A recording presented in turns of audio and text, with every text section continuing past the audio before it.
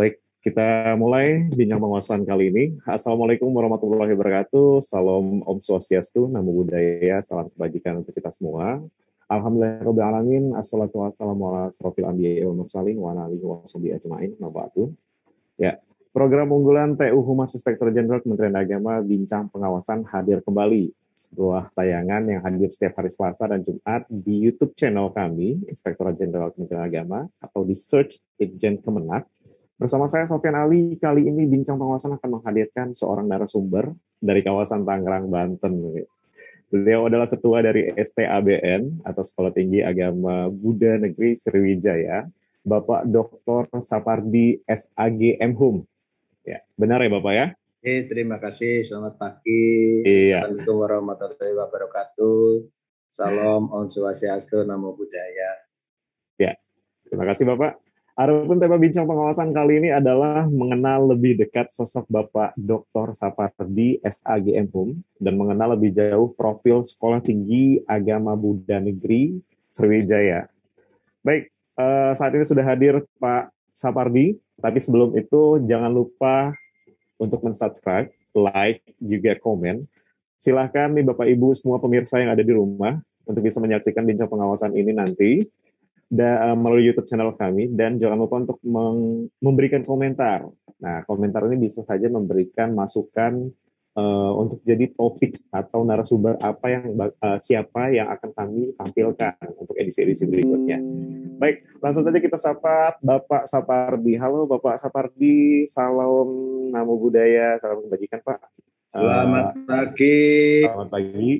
Mas Ali, Mas Sofyan Ali, Om Swastiastu, Salam, Assalamualaikum warahmatullahi wabarakatuh, Namo Buddhaya. Gimana kabarnya? Sehat-sehat? Alhamdulillah saya baik Bapak. Gimana kabar Bapak nih Pak? Ini saya balik bertanya nih Pak. Pun kita sehat, keluarga besar Sriwijaya juga sehat. Alhamdulillah baik ya Pak ya. Sivitas Akademika gimana nih Pak? Bagaimana Mas? Pak. Ya. Sivitas Akademika bagaimana nih Pak? Ya, kondisi saat ini semua aman-aman saja lah. Ya, pada posisi sehat-sehat teman-teman semuanya, dan apa yang kita lakukan tentu kita berusaha untuk selalu Pak Sapardi. Kita berbicara ini Pak terkait mengenal sosok Bapak nih Pak Sapardi. Mungkin bisa cerita sedikit nih Pak, profil Pak Sapardi ini seperti apa sih Pak? Ini banyak pemirsa di luar sana nih Pak yang penasaran sekali dengan profilnya Bapak nih Pak. Sekaligus nanti bisa menjelaskan STABN Sriwijaya ini seperti apa gitu. Dan ya, terima kasih. Bisa bercerita sedikit juga nih Pak. Tentu saya ingin memperkenalkan kepada pemirsa, tentu khususnya adalah semua saudara-saudaraku yang berbahagia di tanah air Indonesia melalui kegiatan YouTube channel di Inspektorat Jenderal. Perkenalkan, saya dulu dikasih nama Sapardi, Sapardi bulan Sapar, itu jadi ya. Jadi dilahirkan pada bulan Sapar tahun 1965 ya. Tentunya saya bergabung dengan Kementerian Agama itu tahun 1994 ya. 1994. Ya, jadi saat itu saya diterima sebagai staf pada Direktorat Jenderal Bimbingan Masyarakat Hindu dan Buddha. Sebelumnya saya bekerja sebagai guru. Ya, memang mungkin gen keturunan ya dari bapak saya sebagai guru. Kemudian keluarga besar saya sebagai guru, saya juga menjadi guru, baru bergabung tahun 1994 di Direktorat Jenderal. Dalam perjalanan waktu, tentu ya sekarang ini saya ditugaskan oleh Pak Menteri menjadi ketua. Saya bertempat tinggal di Gria Sangyang Mas, ya, di Kota Tangerang. Ya, mudahnya di Jalan Uri 1 nomor 7. Ya. Tidak asing lagi lah ya. Istri saya juga sebagai seorang guru yang ditugaskan di Kementerian Agama juga, guru agama Buddha di sekolah dasar. Jadi memang jadi guru semuanya. Kemudian saya punya anak 3, punya cucu 2. Jadi sebenarnya sudah cukup tua ya. Sudah punya cucu ya Pak ya? sudah punya cucu, Wah ini betul lah tapi ya. Pak Jadi, Pak Sapardi masih terlihat muda nih Pak. ya berusaha bagaimana kita untuk membuat kita happy ya Mas ya. Karena Iya. apapun juga kalau kita bisa happy menerima keadaan kenyataan, bersyukur lah. Yang tidak lupa harus kita bersyukur. Itu saya Oke. pikir kita menjadi tenang. Kemudian saya ditugaskan dulu oleh Pak Dirjen pernah menjadi kepala seksi di pendidikan dasar tahun 2007, kemudian kepala seksi pendidikan tinggi hingga tahun 2002. 2002 ya Pak. Tahun 2002 saya ditugaskan ke timur itu. Ke timur, di Ya, mana tuh ke Pak? Jogja, ke Provinsi Daerah Istimewa Yogyakarta. Oke. Dan ditugaskan menjadi pembimbing masyarakat Buddha sampai terjadinya gempa besar tahun 2006 itu ya. Oh sempat merasakan kalau begitu ya Pak? Sangat merasakan. Dan Sangat merasakan.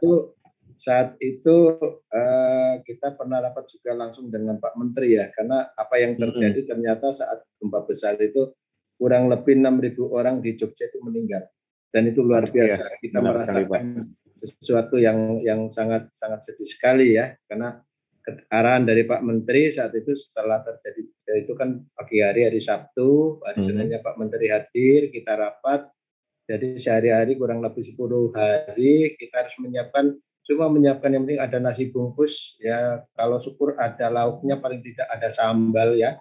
Ya. Itu kita mencari dengan masyarakat sekitar yang sehat ya, bisa 2.000 bungkus, 3.000 kita kirim. Kenapa? Karena di sekitar Bantul dan sebagainya itu rumah-rumah pada hancur ya, saudara kita banyak yang meninggal, itu luar biasa itu. Ya, kemudian setelah saya ditugaskan di sana selesai, saya ditarik kembali, dan saat itu memang terdapat perubahan ya, pemisahan antara Ditjen Bimas Hindu dan Ditjen Bimas Buddha.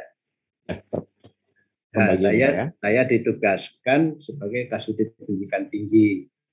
Jadi sehari-hari saya berkomunikasi, tugas saya bagaimana bisa berkolaborasi antara pendidikan tinggi, khususnya di pendidikan tinggi agama Buddha, yang saat itu jumlahnya juga masih terbatas, sekitar 13 atau 14, juga berkolaborasi dengan teman-teman kita di tempat yang lain, termasuk di Pendis dan sebagainya. Jadi kita memang harus banyak kolaborasi.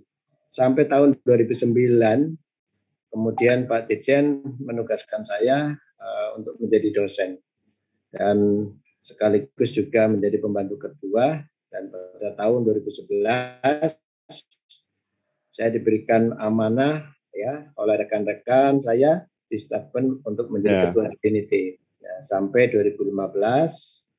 2016 saya selesai, kemudian di PLT kan 1 tahun kemudian ada ketua yang baru di Stafpen Sriwijaya dari UNY, tetapi beliau kelihatannya tidak betah.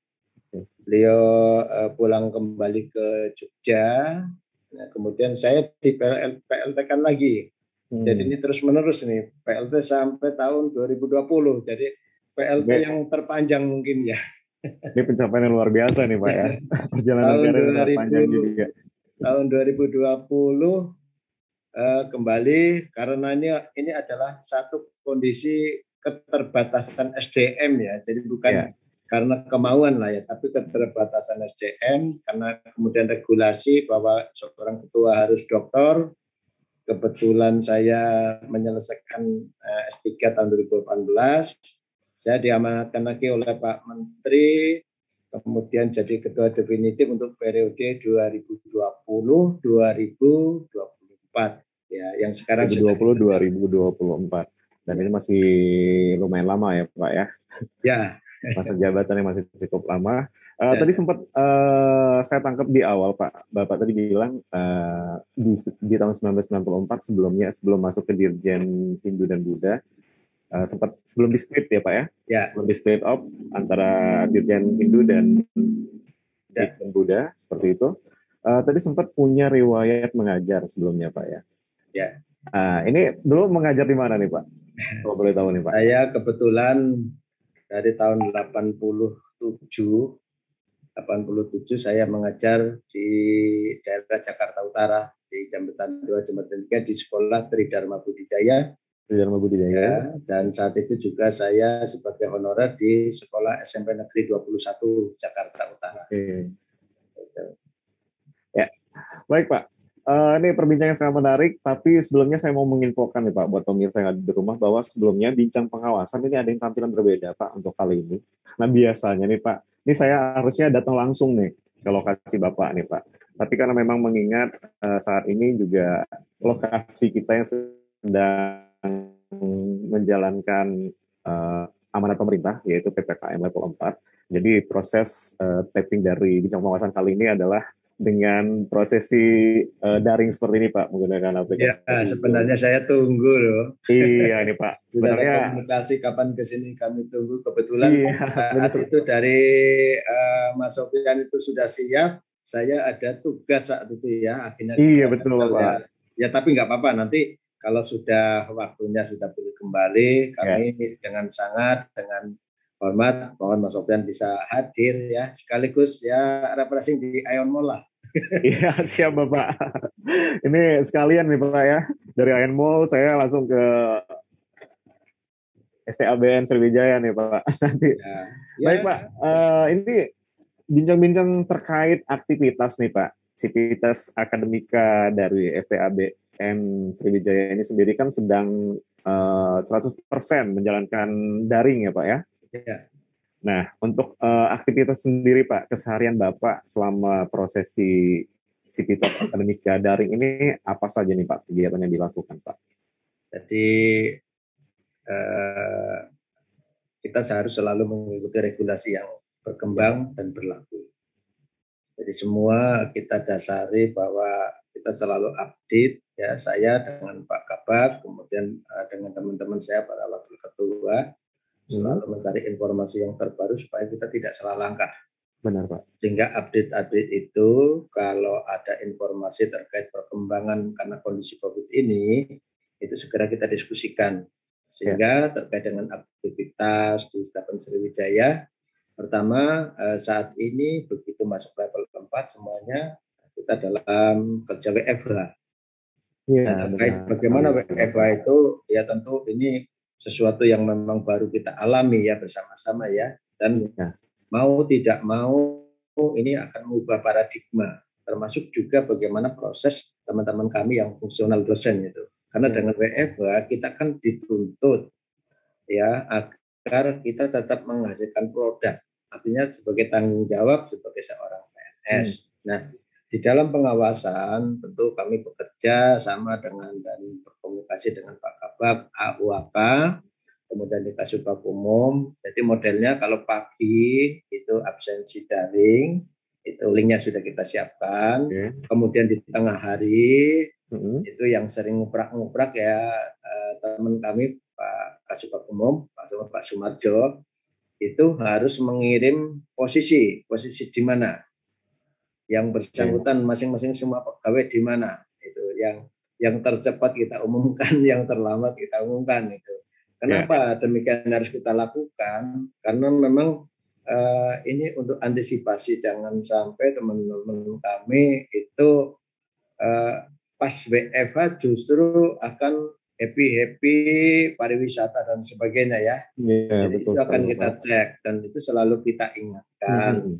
Mari kita dukung program pemerintah karena wabah COVID ini kan kita tidak tahu ya. Karena kita tidak tahu, setidaknya mari kita ya bertahan dulu lah dalam kondisi kalaupun pergi juga tidak terlalu jauh. Tidak terlalu jauh agar kita semuanya aman. Kemudian sore hari juga jam 4 itu kecuali mengisi absen yang daring lewat link, itu teman diminta juga oleh Mas Sumarjo itu untuk mengirimkan juga ya. Nah, karena ini sebagai bentuk, ya tentu kami sampaikan kepada teman-teman ya, kepada terutama ini kan ya di kalangan pemikir para dosen terkadang ada pertanyaan-pertanyaan yang seru ya, yang seru. Ya kita bilang bahwa ini sebagai bentuk pengawasan, mari kita dukung program kita agar COVID segera terselesaikan. Gitu. Jadi satu proses yang memang harus kita lakukan. Dan memang teman-teman kita kan untuk laporan kerja harian itu menjadi tuntutan. Ya, apalagi benar. Misalnya bagi para dosen yang sudah mendapatkan baik misalnya sardos maupun tukin ya, ya, itu juga harus ada. Begitu juga untuk para pegawai juga seperti itu, Mas. Ya. Ya, ini menarik sekali nih Pak perbincangan. Ini mungkin jadi salah satu tusi ya Pak ya, tugas fungsi seorang ketua STABN Sriwijaya, yaitu Pak Sapardi. Ya. Pak, aktivitas lain di luar dari sivitas akademika nih Pak, mungkin yang bisa diceritakan nih Pak. Mungkin pemirsa di rumah penasaran sekali nih, pengen tahu nih Pak, aktivitas lain sebagai seorang ketua STABN apa nih Pak? Ya sebenarnya gimana ya? Saya ini memang dibekali dulu dididik oleh bapak saya sejak kecil, itu harus banyak keterampilan. Dari keterampilan. Ya walaupun bapak saya dulu juga guru sebagai PNS, ya sekarang ya sudah pensiun umur 80 berapa 5 tahun ini, masih sehat, saya bersyukur. Itu mendidik saya banyak keterampilan dan saya berterima kasih sekali. Jadi terkait dengan aktivitas karena keterampilan itulah. Ya, jadi sebenarnya saya hobinya tanam menanam. Nah, tapi kalau memelihara binatang, tangan saya panas. Oh, seperti itu Pak ya? Ya jadi nggak jadi ya. Jadi karena tanam menanam, jadi kelihatannya hobi saya di sana. Tetapi pada sisi yang lain terkait dengan keterampilan, ya mungkin saya dibilang serakah ya. Tapi karena memang saya hobi sih. Ya. Jadi ya aktivitas yang lainnya saya pikir baik misalnya nukang, ya kalau pas lagi di rumah ya nukang, entahlah tukang batu, tukang apa namanya besi, ya kebetulan saya hobi ya, dan pengalaman saya dulu waktu saya masih di kampung, kebetulan dulu saya lulusan STM, STM mesin. STM mesin ya Pak ya? STM mesin, sehingga ya terkait dengan besi dan sebagainya ya kelas. Ini sudah sangat lazim ya Pak ya? Itu sudah bersahabat.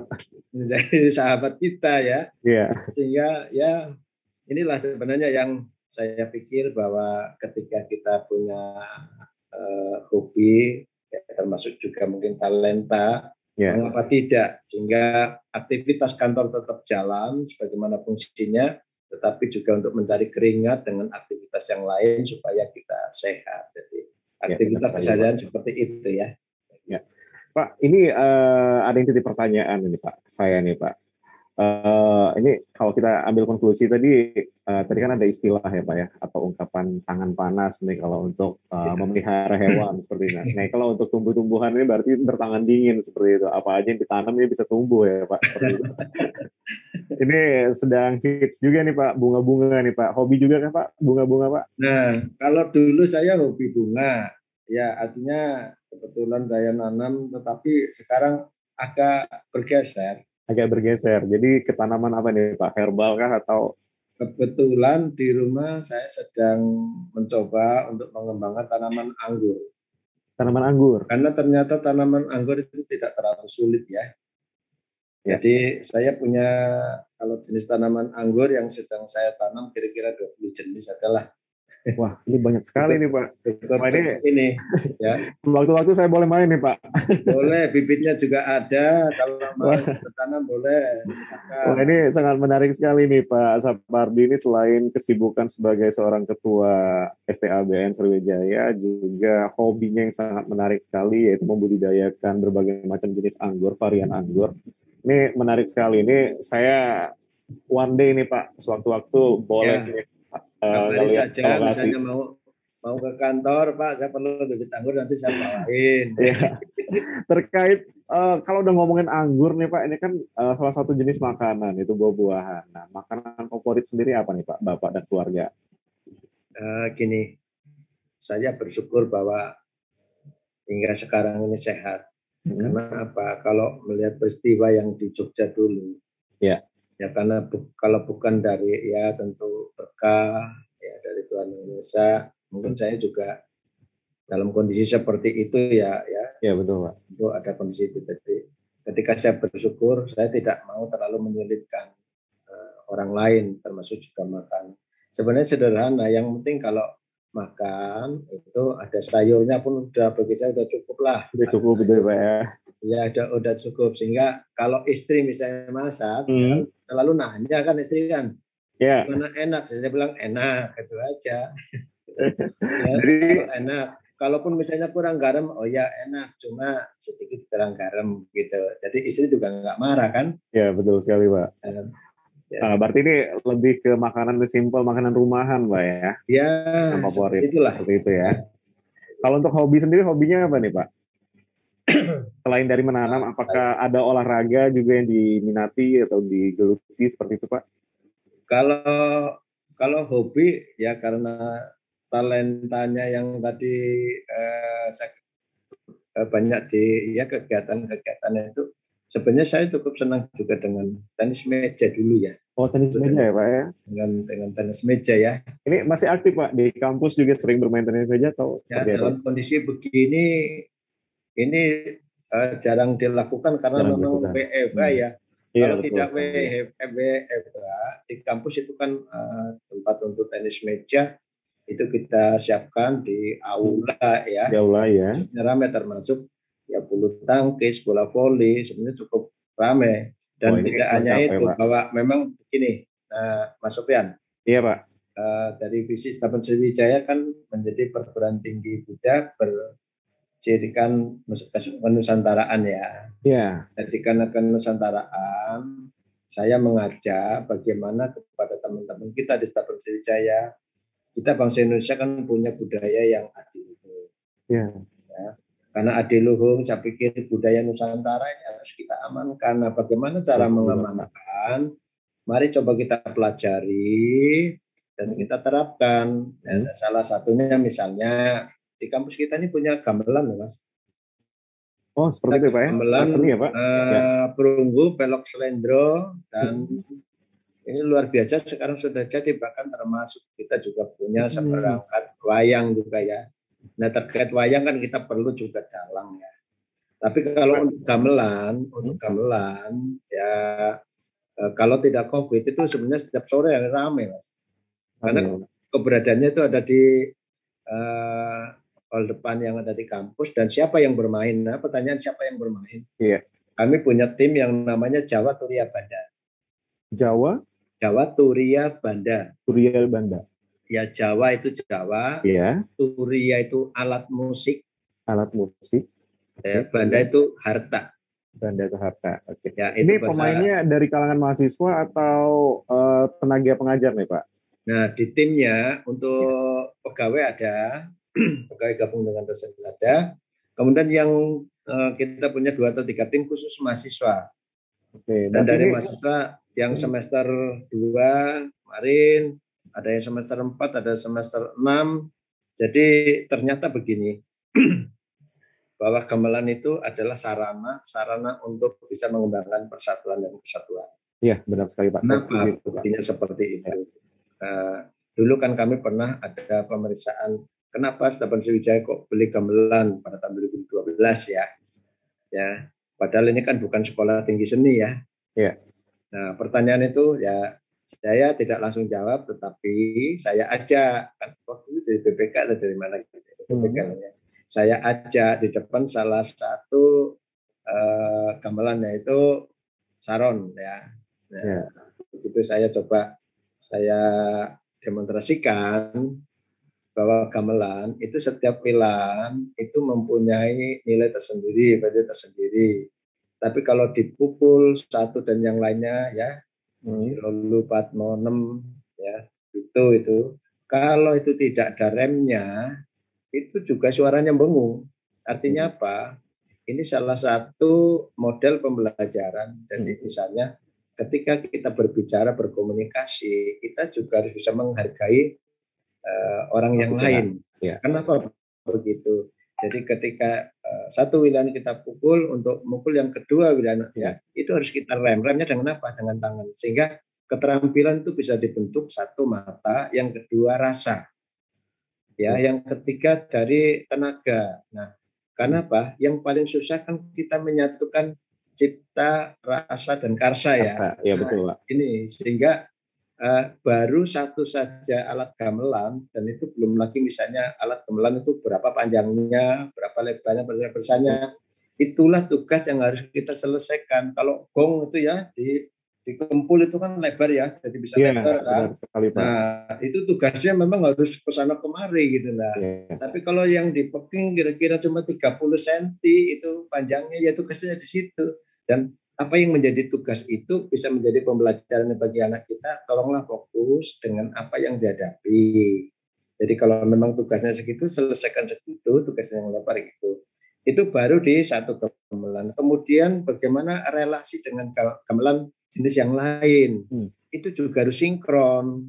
Ya, artinya bahwa nada gamelan itu akan bisa selaras jika ada sinkronisasi antara saat dipukul satu jenis gamelan, apakah saron, demung, kemudian gong, itu harus selaras. Artinya apa? Termasuk juga misalnya kita pas diskusi begini, itu bisa selaras ketika yang lain juga diberikan kesempatan dengan baik ya. Dan kapan?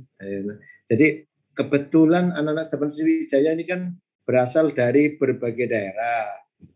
Ada yang dari asli Kalimantan, teman kita dari Dayak, ada yang dari Rio, ada dari Lampung, ada dari Bali, ada yang dari Sasak, ya, dari NTT semuanya ya.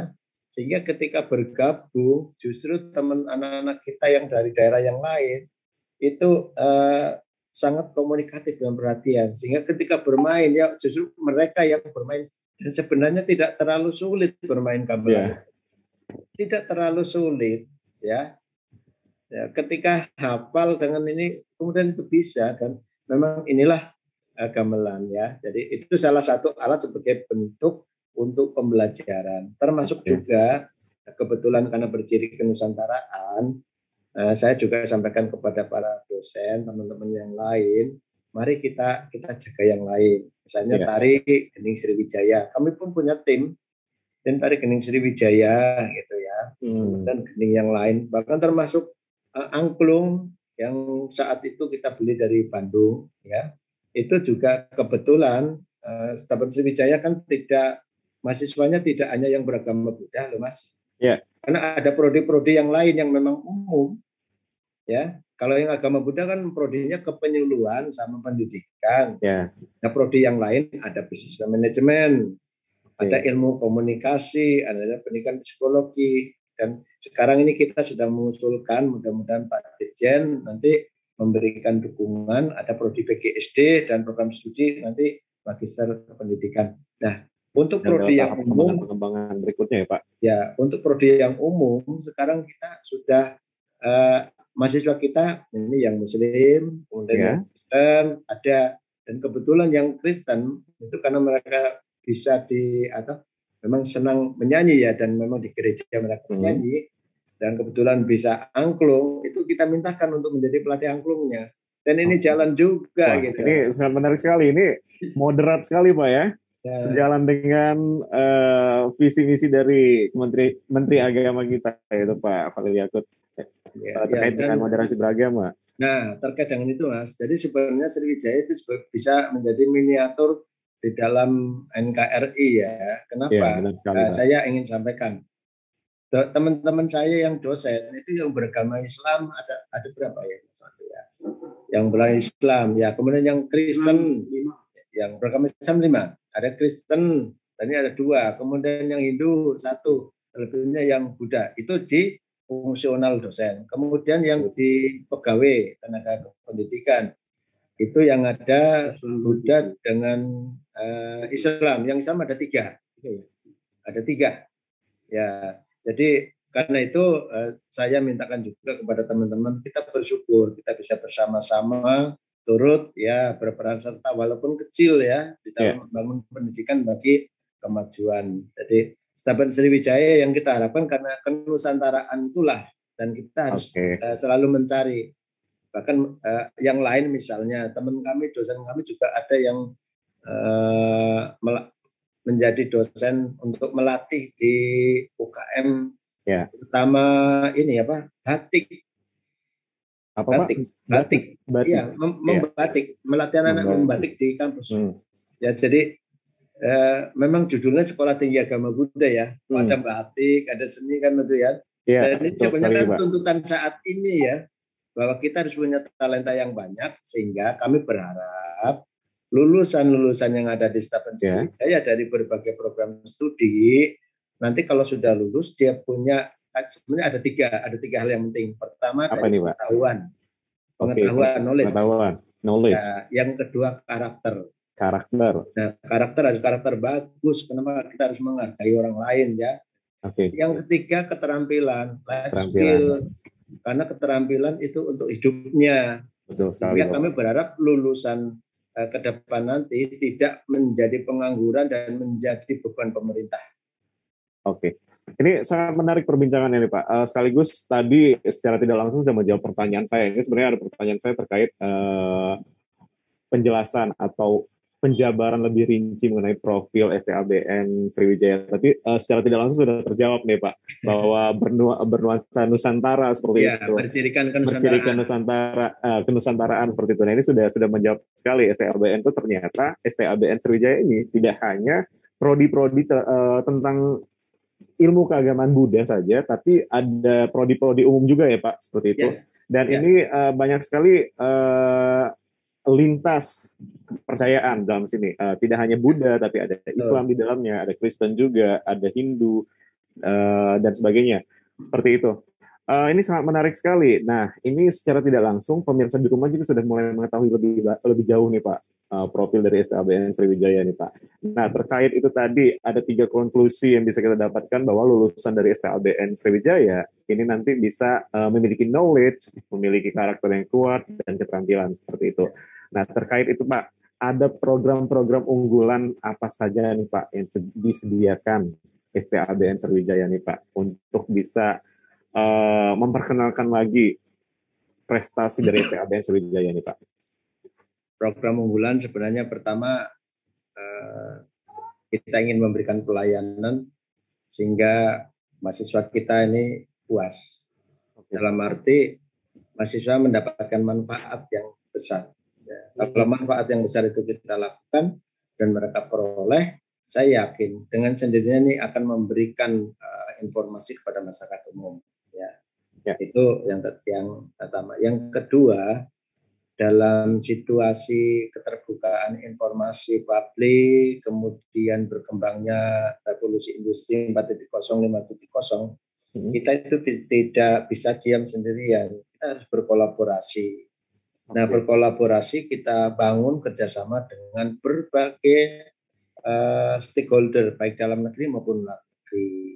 Jadi kami juga sudah bekerja sama MOU dengan UIN Malang. Untuk apa nih Pak? MOU untuk MOU itu kita dulu sampaikan kepada Pak Rektor, yang sekarang udah ganti, yang lalu tuh. Sekarang kan baru ganti yang Malang kan, sebelum itu. Nah, sebenarnya terkait dengan pengembangan Tridharma. Jadi pengembangan Tridharma termasuk juga karena kondisi SDM di perguruan tinggi agama Buddha untuk guru besar dan lainnya masih kurang. Jadi untuk penilaian BKD juga. Jadi penilaian BKD itu juga kerjasama. Kemudian juga kita menyiapkan lintas webinar lintas negara ya, artinya di Sriwijaya itu dibangun SICC ya, Sriwijaya Academic Konferensi Kampus. Ya, artinya bahwa kita sedang mencoba membuat sebuah jejaring internasional ya, nasional dan internasional. Sehingga kemarin beberapa waktu ya mungkin seminggu yang lalu kami bekerja sama dengan Universitas Sultan Ageng Tirtayasa Banten yang baru diresmikan oleh Pak Presiden. Ya, saya bicarakan dengan Prof. Fatah Sulaiman. Kemudian beliau menyarankan untuk bisa kita lakukan dengan kerjasama luar negeri. Kemarin kita terhubung dengan yang dari Prof. Galele dari Sri Lanka. Sri Lanka, Sri Lanka. Dan ini dengan kemarin kita webinar, saya meminta mohon dukungan bagaimana untuk pengembangan pendidikan di Sriwijaya agar Prof. Galele siap untuk membackup, termasuk Prof. Fatah Sulaiman, bagaimana pengembangan program studi di Sriwijaya, beliau support sekali ya, jadi sangat support, sehingga ya kita bangun juga kerjasama, tidak hanya di satu hal pendidikan, tapi juga nanti kita akan mungkin kerjasama di bidang penelitian, kemudian di pengembangan pengabdian kepada masyarakat dan pertukaran mahasiswa mungkin ya Pak? Ya, baik dosen maupun mahasiswa. Termasuk pertukaran mahasiswa juga ya. Cuma kita memang sekarang ini masih punya kesulitan ya Mas ya. Apa nih Pak kesulitannya sebenarnya ya karena kondisional sedang wabah COVID ini, tapi dari sisi operasional keseharian kami selalu ikat pinggang gitu. Ini ya, dari konkretnya seperti apa nih Pak? Ya, dari sisi anggaran kami ini belum bisa mendapatkan sesuai porsi yang kami harapkan dari Direktorat Jenderal Bimas Buddha. Kenapa? Misalnya ada kewajiban bagi dosen dalam melakukan penelitian ya, dan itu kan menjadi satu kewajiban yang harus disiapkan. Kenapa? Untuk menuju akreditasi, untuk menuju bagaimana berkembangnya dari penilaian PAK untuk dosen, itu kan ada penilaian berapa anggaran yang telah diperoleh dari situ. Dan ini karena kondisional itu, ya tentu kami belum bisa, termasuk pengabdian. Sehingga apapun yang kami sudah rancang, termasuk bagaimana ingin meningkatkan nilai kualitas di dalam akreditasi Ban D untuk menuju akreditasi A atau unggul, nah kami masih terkendala. Karena itu kemarin kami juga kebetulan Senin yang lalu kami berkomunikasi dan diskusi dengan staf khusus Presiden ya, bidang komunikasi Bang Fajrul Rahman. Ya, kami bincang-bincang juga, ya mohon kiranya nanti tentunya karena kita ingin ada unggulan, jadi ada perubahan bentuk dari staf Sriwijaya menjadi institut gitu. Seperti itu. Nah, sebenarnya program ini sudah kita coba lakukan karena sesuai dengan kewenangannya kami menyiapkan proposal maupun yang lain, bahkan kami sudah lakukan. Kami sowan dengan Pak Bupati Tangerang, dan Pak Bupati Tangerang itu respek sekali memberikan rekomendasi juga bahwa ketika kami sampaikan bahwa pendidikan di Stasiun Sriwijaya itu kita harapkan bisa bermanfaat juga bagi masyarakat sekitarnya, maka program-program studi baru yang non agama itu kan menjadi manfaat, bisa bermanfaat bagi masyarakat sekitarnya. Kemudian rekomendasi dari Ketua Umum Perwakilan Umat Buddha, ya ketua umumnya sudah memberikan rekomendasi. Kemudian ketua umum Persatuan Umat Buddha Parma Budi juga memberikan rekomendasi. Kemudian dari Forum Umat Beragama di Banten juga sudah memberikan rekomendasi. Namun masih terkendala. Terkendalanya itulah yang harus dicari afirmasinya ya. Afirmasinya ya Pak ya. Afirmasinya. Jadi kalau dipersentasekan ini program-program atau proyek yang sudah dicanangkan ini tingkat keberhasilan itu sudah berapa persen nih Pak? Sembari menunggu afirmasi tersebut. Kalau khusus untuk yang perubahan bentuk, ini ketika Pak Dirjen juga tentu menyampaikan kepada Pak Menteri maupun Pak Sekretaris Jenderal ya, tentunya kami juga berkomunikasi dengan teman-teman kami di lembaga keagamaan agar bisa mensupport, karena ini akan memberikan satu wadah. Kenapa begitu? Begini, jadi kebetulan saya juga menjadi anggota di tim Forum Rektor PTKN ya. Iya. Kan ada Forum Rektor PTKN. Nah, yang kita harapkan ketika bisa berubah menjadi institut, itu tentu kita akan mengembangkan fakultas-fakultas yang lainnya.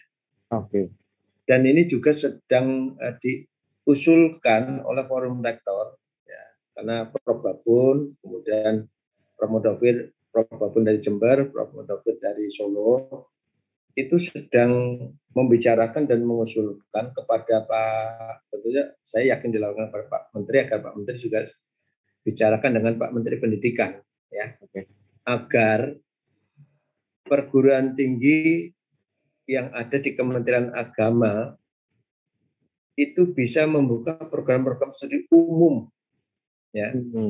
Kenapa? Alasannya kenapa? Kami diskusikan bersama di forum itu bahwa untuk membangun pendidikan bangsa Indonesia tidak hanya pada satu lini saja seperti Kemendikbud saja, ya. Tetapi Kementerian Agama sudah memberikan andil yang luar biasa, sebenarnya kan begitu ya. Iya.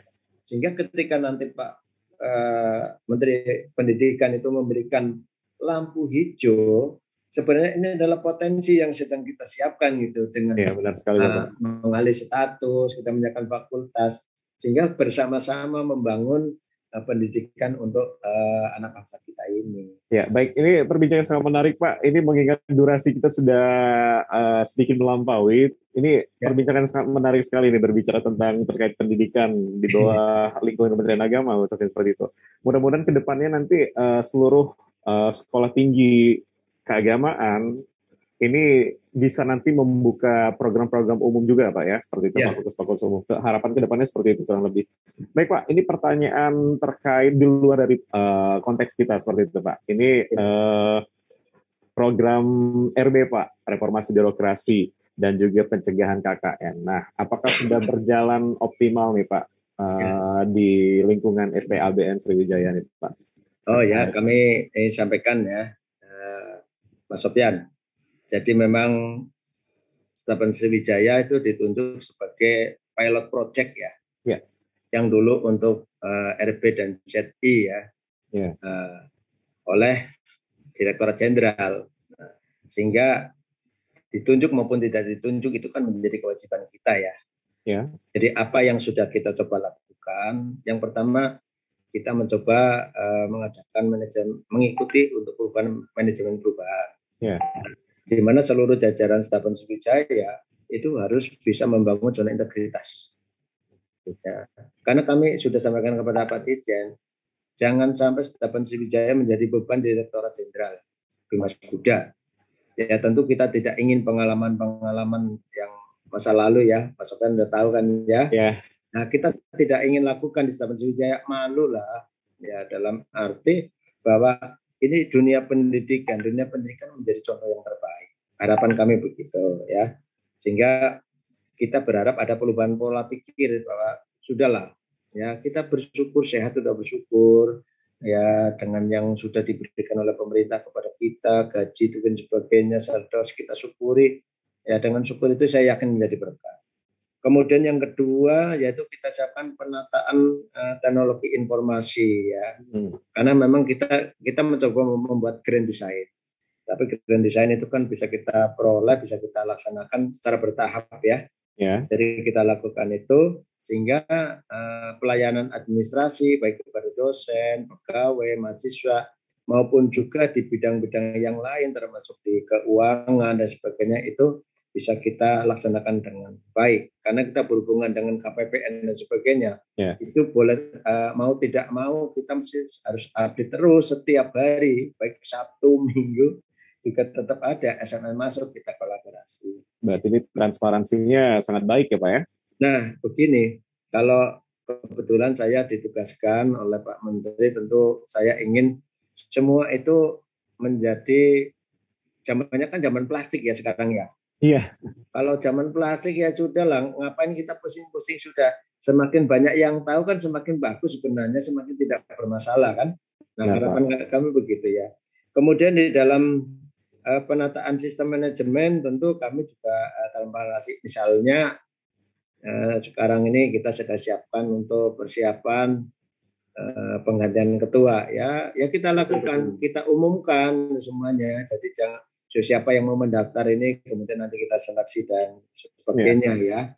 Kemudian juga terkait dengan penguatan akuntabilitas. Nah, kita dalam membuat misalnya rencana induk pengembangan, tentu kita maupun rencana tahunan kita libatkan pegawai-pegawai ya, mulai dari pimpinan, kemudian juga pegawai, sehingga nanti menjadi satu kesatuan ya. Ya, kemudian saya tentu tidak intinya mencoba untuk melakukan komunikasi ya dengan teman-teman di semua leading itu sebagai bentuk pengawasan. Jadi kalau ada kendala-kendala itu coba segera dikomunikasikan. Jangan sampai ada kendala, pimpinan tidak tahu, nanti terjadi hal-hal yang tidak kita inginkan ya. Kemudian di dalam penguatan akuntabilitas kinerja, ya, kinerja itu tentu ya selama ini saya bersyukur bahwa teman-teman di Stasiun Sriwijaya menurut saya on the track, ya, on the track walaupun sekarang dengan daring dengan apa semuanya pekerjaan itu aman, artinya terlaksana dengan lancar ya. Kemudian di dalam penguatan pengawasan, karena ini juga menjadi satu hal yang penting ya. Jadi kami juga didukung teman-teman dari Inspektorat Jenderal ya. Banyak teman-teman dari Inspektorat Jenderal yang sudah kestaben dan dapal dengan kita ya. Mari ya, karena memang ini kita kan satu atap. Sehingga apa yang disampaikan oleh teman-teman, tentu kalau memang kekurangan yang kita miliki kita harus segera perbaiki. Jadi kita sudah menetapkan tim unit pengendali gratifikasi. Seperti kemarin dari Pak Irjen kan dengan KPK ya. Dengan KPK sudah, dan kita sudah punya tim. Kemudian kita ada SPI ya. Jadi SPI yang kita lakukan, tapi memang belum bisa berjalan seperti adanya ya. Kenapa? Karena dari struktur, dari SDM-nya kita juga masih kurang ya. Tetapi tetap kita sudah minta bagaimana di SPI itu berperan. Kemudian di setiap tempat, beberapa tempat kita siapkan kotak untuk kalau ada aduan-aduan atau kecuali aduan mungkin permintaan yang keinginan yang minta disampaikan. Misalnya mahasiswa ya baik-baik boleh juga, tidak apa-apa. Kemudian kita coba bagaimana kita meningkatkan kualitas di dalam pelayanan publik ya. Jadi sebagaimana regulasi yang ada, kita sekarang sudah menyiapkan dari Sarpras untuk pelayanan terpadu dalam satu pintu ya, PTSP ya. PTSP. Dan ini kita sudah mulai kita laksanakan ya, tentunya ini dimonitor dari awal oleh di Kabak Awakah ya. Kemudian kita berusaha mencoba memberikan pelayanan yang cepat ya. Nah, inilah yang sekarang kita juga harus pintar-pintar ya. Karena zaman teknologi kan kita tidak bisa serta-merta harus ketemu baru terselesaikan ya. Ya, benar sekali. Apalagi tatap persuratan. Nah, kami membuat komitmen dengan teman-teman terutama di Subak Umum ya, Kabak Awakah. Selama itu kita diberikan informasi, saya baca oke, karena itu kita sedang WFH dan itu dibutuhkan mendesak, tentu silahkan ditindaklanjuti. Kami berikan izin untuk misalnya sekian tanda tangan, tapi tolong file arsipnya siapkan, nanti saya tanda tangan. Mau tidak mau harus kita lakukan seperti itu. Iya. Ini luar biasa sekali nih Bapak. Ini sangat sistematis dan terstruktur sekali. Luar biasa. Ini mungkin bisa jadi percontohan juga untuk PTKN ataupun ya perguruan tinggi tidak hanya di lingkungan Kementerian Agama saja. Ini mungkin ini karena nanti bisa ditonton juga nih Pak seluruh pemirsa se-Indonesia nih Pak. Kami mencoba mengikuti regulasi yang ada ya, walaupun dengan kondisi keadaan yang ada. Karena ini ya, pada satu sisi setidaknya ya kita ini di internal kita beres lah. Kalau di internal kita beres, keluar pasti beres. Perlu dipertahankan ini Pak, bahkan ditingkatkan seperti itu. Baik Pak, ini terkait ujaran kebencian saat ini Pak, ujaran kebencian, hoax dan sebagainya bakal yang nantinya ini memicu perpecahan di NKRI seperti itu Pak. Apa tanggapan Bapak terkait ini Pak, khususnya untuk mencanangkan hal-hal yang penting agar tidak termakan hoax di lingkungan STABN Sriwijaya sendiri, apa nih Pak? Ya, jadi memang kita kan punya WA group ya. WA group itu kan di internal Sriwijaya ada ASN, ada WA group dosen, ada WA group prodi, Tentunya yang secara menyeluruh ASN maupun yang besar-besar menjadi dosen. Yeah. Kami juga meminta kepada rekan-rekan kami ya, coba kalau ada informasi melalui media diteliti dulu. Jangan sampai menjebak kita. Karena kita sebagai pegawai negeri itu kan punya tanggung jawab moral yang luar biasa. Kalau memang itu tidak baik, nggak usah di-share. Ya. Ya, kalau memang itu baik, bermanfaat, silakan di-share. Dan teman-teman kami para dosen itu misalnya dapat informasi di mana ada webinar untuk pengembangan penelitian itu kemudian di-share ke grup dosen ya. Dengan kata lain berarti ini proses filter informasi sudah sangat berjalan ya Pak ya? Selama ini kami tidak mengalami kendala ya. Kalaupun terkadang ada guyonan apa semuanya, paling-paling saya menulis ya sebaiknya dikurangi, jangan begitu. Iya. Ya.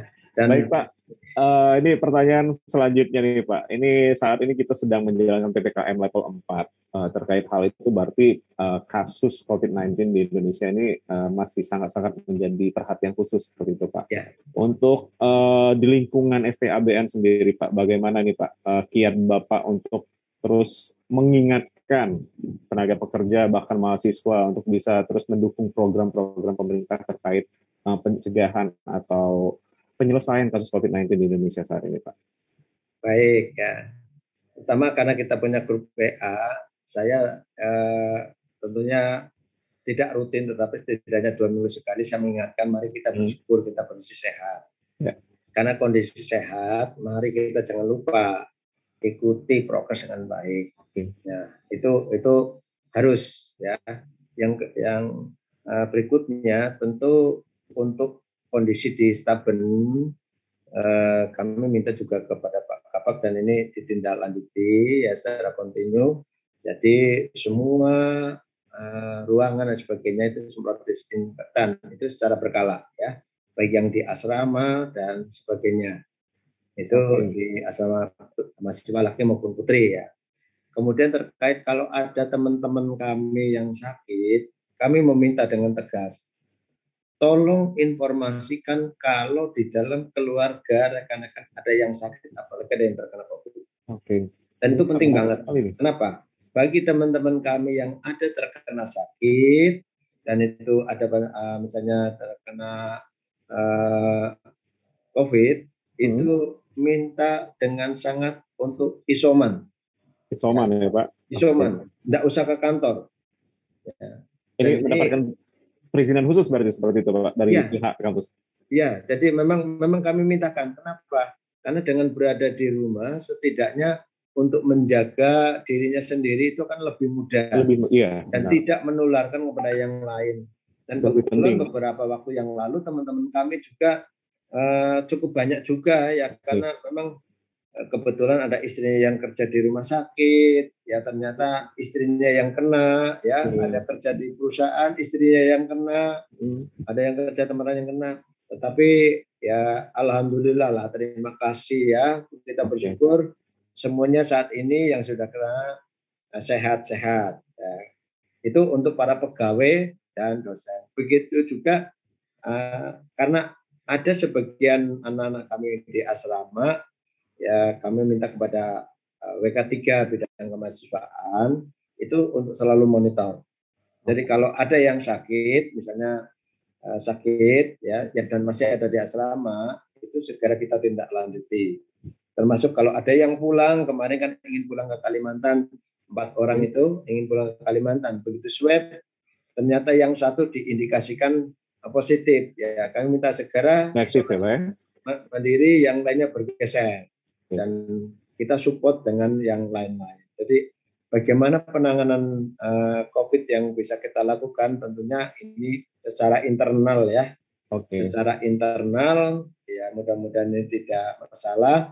Secara eksternal termasuk dalam keluarga, tentu saya berharap rekan-rekan kami itu bisa mengatur dirinya di dalam keluarga besarnya. Gitu. Mudah-mudahan kita tidak. Menarik sekali Bapak. Ini perbincangan yang sangat-sangat menarik sekali dan ini bisa jadi percontohan juga nih Pak untuk proses salah satu kiat khusus untuk mendukung program pemerintah ya Pak, khususnya di lingkungan satuan kerja kita masing-masing seperti itu Pak. Baik Pak, ini pertanyaan saya sudah hampir habis, tapi sekaligus ada pertanyaan terakhir, sekaligus menjadi closing statement Bapak nih Pak, untuk menjaga keutuhan NKRI Pak. Ini apa nih Pak, pesan dan pesan yang bisa Bapak sampaikan untuk seluruh elemen masyarakat di Indonesia nih Pak? Sebenarnya banyak para sesepuh yang sudah memberikan pesan ya sebenarnya ya. Iya. Tapi saya ingin mencoba dari cara berpikir saya pribadi yang kita coba kembangkan dengan teman-teman. Bahwa sebenarnya kita hidup ini kan dalam satu spesies sekarang ini ya. Ya, kalau dulu banyak spesies tapi ada kehancuran dunia satu spesies. Kita hidup di bumi yang sama. Ya, di dalam satu bumi. Ya, mungkin berbeda negara sebagainya, tapi atau berbeda pulau, tapi di Indonesia kan berbeda pulau. Kemudian sebagai manusia yang posisi kita adalah sudah dilahirkan ya menjadi manusia karena tentu berkat dari Tuhan Yang Maha Esa, bahwa kita sebenarnya memiliki kebutuhan fisikal yang sama. Kebutuhan fisikal yang sama apa? Sandang, pangan, papan. Ya, mungkin termasuk pendidikan. Itu kita punya kebutuhan yang sama. Siapapun orang juga ingin seperti itu. Juga secara mental kita memiliki keinginan yang sama. Ya, kita ingin hidup bahagia. Ya, siapapun juga nggak ingin orang hidup menderita, termasuk sakit kena COVID nggak ingin ya. Ya. Jadi karena kita hidup dalam satu spesies di bumi yang sama, memiliki keinginan yang sama, baik fisik maupun mental, maka tentunya kalau kita berpikir logis, kita itu tidak wajar jika kita saling bermusuhan. Ya, tidak wajar. Ya, apalagi saling membenci, saling caci maki seperti hoax sekarang ini ya, itu kita tidak wajar. Apalagi saling membunuh. Ya, saya percaya ya bahwa munculnya kebencian, keserakan itu memang ya menjadi momok yang ada di tentunya sebagian warga bangsa Indonesia. Tentu yang paling tidak itu diiringi dengan ada ketidakpuasan, kemudian yang lain-lain. Karena itu saya berharap mari pemirsa di YouTube dan dimanapun berada, ya kita bersyukur hidup di negara Indonesia dengan Pancasila, NKRI, Undang-Undang Dasarnya yang bisa kita hidup damai dan sejahtera. Tentu kita harapkan keberlangsungan bangsa dan negara menjadi satu keutuhan yang tidak tetap harus kita jaga dengan baik. Karena saya mendengar masukan dari Pak Presiden ketika kita rakor bersama seluruh rektor perguruan tinggi di Indonesia di Nusa Dua ya. Beliau mendapatkan masukan Pak Presiden itu kalau nggak salah dari Presiden Afghanistan ya Pak Pakistan ya. Ya di mana di sana itu hanya ada 7 suku bangsa, itu pun porak-poranda hancur. Oh iya. Ya, tolong jaga Indonesia dengan Pancasilanya, dengan berapa ribu pulau ya, dengan bahasa lebih dari 700 ya, termasuk suku bangsanya. Itu bisa bersatu padu, itu luar biasa. Tentu kita harus bersyukur ya sehingga kita bisa nyaman.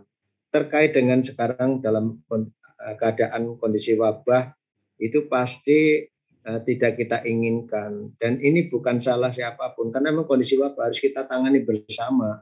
Jadi sebaiknya memang tidak perlu kita saling menyalahkan satu dengan yang lain, tetapi paling tidak mari kita menjaga diri kita mulai dari pikiran kita yang baik, nanti ucapan kita yang baik, kemudian juga dari tindakan perilaku kita yang baik. Saya pikir ini yang harus atau yang bisa kita lakukan minimal dari dalam diri sendiri. Kalau diri sendiri, keluarga nanti menjadi baik, keluarga menjadi baik, nanti bangsa menjadi baik. Saya kira begitu, Mas.